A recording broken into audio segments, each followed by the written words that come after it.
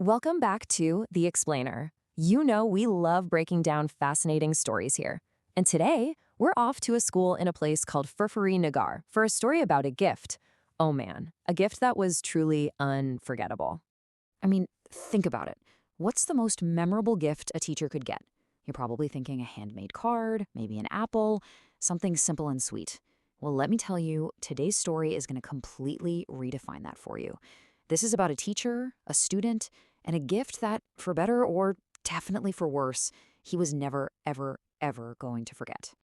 Okay, so let's set the scene. It all kicks off with something they called the Saturday tradition. We're at this small government primary school, and they have this custom, this special thing they do on Saturdays. And believe me, it's this tradition that sets the stage for, well, for all the chaos that's about to unfold. Yeah, they called it Shaniwarki Pati Pati. The rule was pretty simple. Every Saturday, the students would bring a little something for their teacher. A handful of grains, maybe some food their mom made. It was actually a really sweet, heartwarming custom that had been going on for ages. But here's the thing. Even with all these kids bringing in gifts every week, the teacher couldn't help but notice. There was one exception, one particular student. And week after week, without fail, this kid showed up with absolutely nothing. Not once. So, fast forward to the end of the school year. It's the very last day. And the teacher, he's totally used to this kid bringing nothing. He's not expecting a thing. But then, something changes. The pattern is finally broken. And there he is, the same student, the one who never, ever participated, walks in holding a gift. And it's a clay bowl, and it's filled to the brim with Kheer. That sweet, creamy rice pudding. A really special treat. Oh, you can just picture the teacher's face, right? He was overjoyed, absolutely amazed. I mean, after a whole year of nothing, this sudden gesture of respect, it just completely blew him away. So yeah, the teacher is just beaming. He thinks he's about to dig into the most heartfelt, meaningful gift he's received all year long.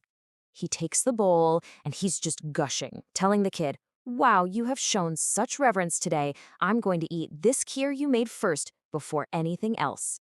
And he doesn't just eat it. Oh no, he digs in. He's eating it greedily, just gobbling it up.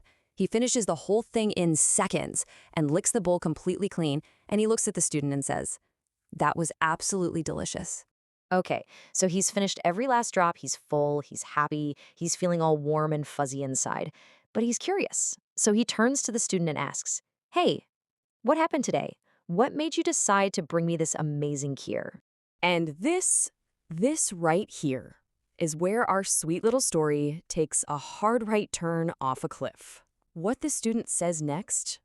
Well, nobody could have seen this coming. The kid, with that pure, unfiltered honesty that only children have, just says it.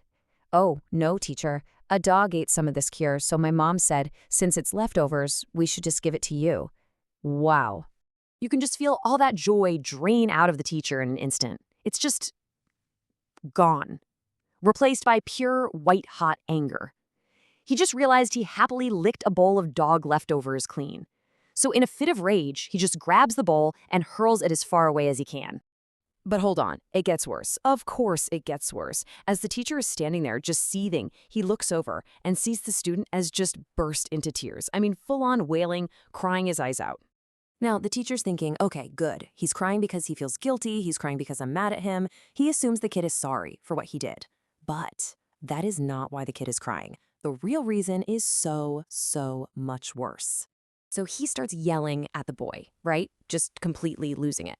First you feed me a dog's leftovers, and now you're crying about it? He is completely missing the real reason the kid is so upset.